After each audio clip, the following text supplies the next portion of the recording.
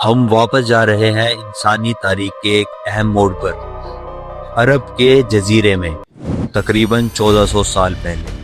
اس series میں ہم profit محمد کی زندگی کو ایکسپلور کریں گے، ایسے طریقے سے جو آپ نے پہلے کبھی نہیں سنا ہوگا۔ کبھی ہم وحی کے شروعاتی دنوں میں ہوں گے جب مسلمان در ارقم میں چھپ کر جمع ہوتے تھے۔ کبھی ہم وہ منظر دیکھیں گے جب عمر بے ڈر ہو کر مکہ کے مشرکین کی طرف بڑھ رہے ہوں گے۔ جو ہماری فوج کے لیے بہادری دکھائے گا اسے 100 لال اور کالے اونٹوں کا انعام دیا جائے گا۔ جو ظلم اور بغاوت کا راستہ چنتا ہے اس کا انجام ہمیشہ سخت ہوتا ہے۔ کبھی ایسے لمحے آئیں گے جب ہم غمگین ہو کر رو پڑیں گے، کبھی ڈر محسوس ہوگا اور کبھی ہم خود کو مسکرانے سے روک نہیں پائیں گے، لیکن زیادہ تر وقت ہمارے دل سکون سے بھر جائیں گے، ایک ایسے نبی کی کہانی سے جنہوں نے ہمیں سب سے مشکل حالات میں بھی راستہ دکھایا۔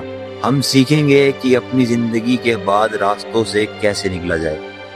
یہ سفر آپ کو ایک نئی راہ پر لے جائے گا اور آپ کو خود سے دوبارہ ملوائے گا۔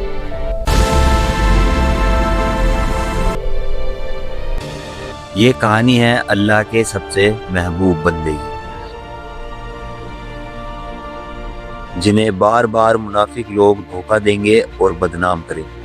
کبھی ایسا وقت آئے گا جب وہ مہینوں تک بھوکے رہیں گے، کبھی اپنے پیاروں کو خود ہی دفن کریں گے۔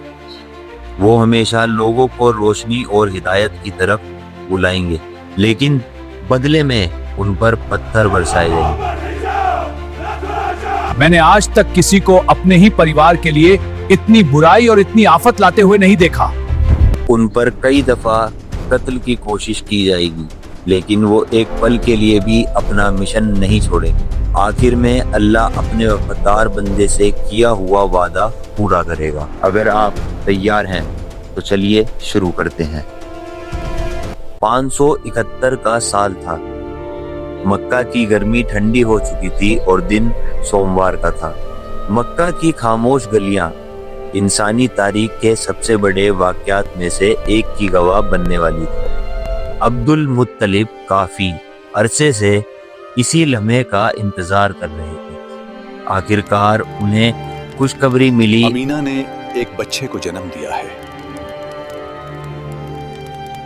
جب سے ان کے بیٹے عبداللہ کا انتقال ہوا تھا، ان کا پیار اور خیال اور بھی بڑھ گیا اس بچے کے لیے جو آمینہ کے پیٹ میں تھا۔ عبد المطلب جلدی سے گھر آتے ہیں، اپنے نئے پیدا ہوئے پوتے کو گود میں اٹھاتے ہیں اور کعبے کی طرف روانہ ہوتے ہیں۔ وہ اللہ کا شکر ادا کرتے ہیں، دعا کرتے ہیں اور بچے کا نام رکھتے ہیں محمد۔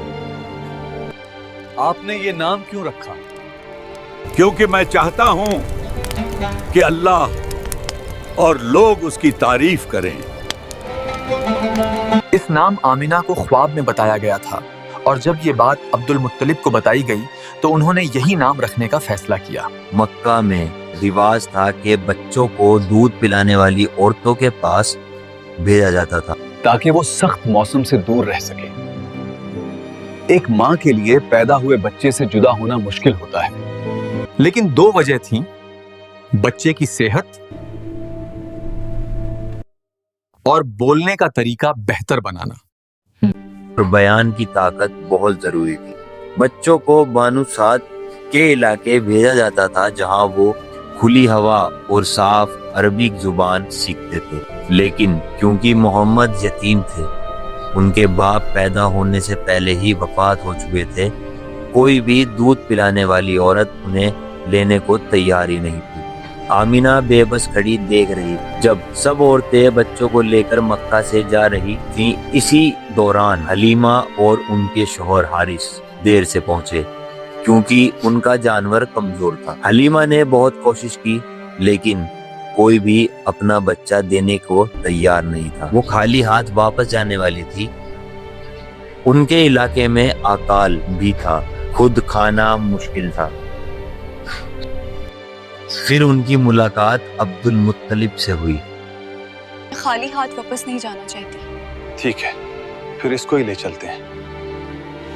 جب انہیں امید نہیں تھی تب ان کے سامنے سب سے بڑی برکت آ گئی، لیکن حلیمہ کو اندازہ نہیں تھا کہ انہیں کتنا بڑا خزانہ مل آمینہ گیا ہے۔ کے لیے یہ اور بھی مشکل تھا، وہ پہلے ہی اپنے شوہر کو کھو چکی تھی۔ آمینہ اب اپنے بچے سے بھی دور ہونے والی تھی، ان کے پاس اس کے سوا کوئی اور راستہ نہیں تھا۔ آنکھوں میں آنسو لے کر انہوں نے اپنے محمد کو حلیمہ کے حوالے کر دیا۔ جو ہر ایک ماں کی حسرت ہوتی ہے اپنے بچے کی ہر نئی حرکت دیکھنا واشیں، وہ اپنے بچے میں یہ سب نہیں دیکھ پائے گی۔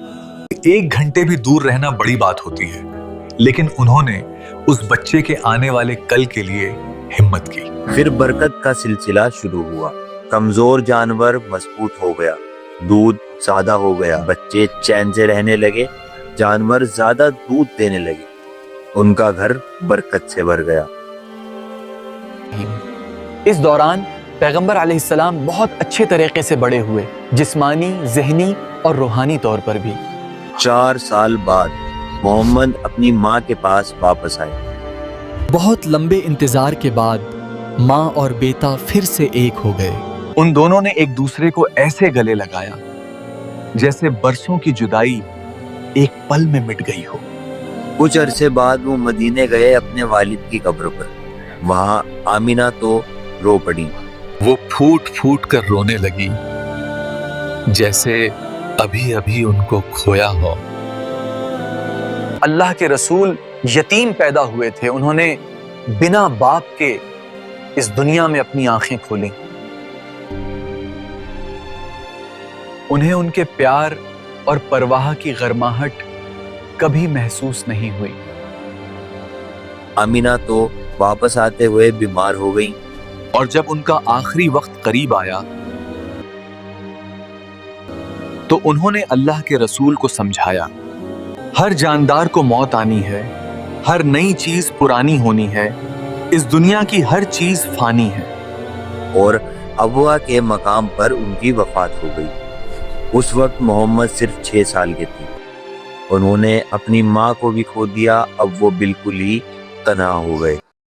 اگلے ایپیسوڈ میں جانیے محمد صلی اللہ علیہ وسلم کی زندگی کا وہ اہم موڑ جس نے دنیا کا اتہاس بدل دیا۔ ویڈیو پسند آئی ہو تو لائک کریں، شیئر کریں اور ہمارے چینل کو سبسکرائب کرنا نہ بھولیں تاکہ ایسی ہی شاندار اسلامی کہانیاں آپ تک پہنچتی رہیں۔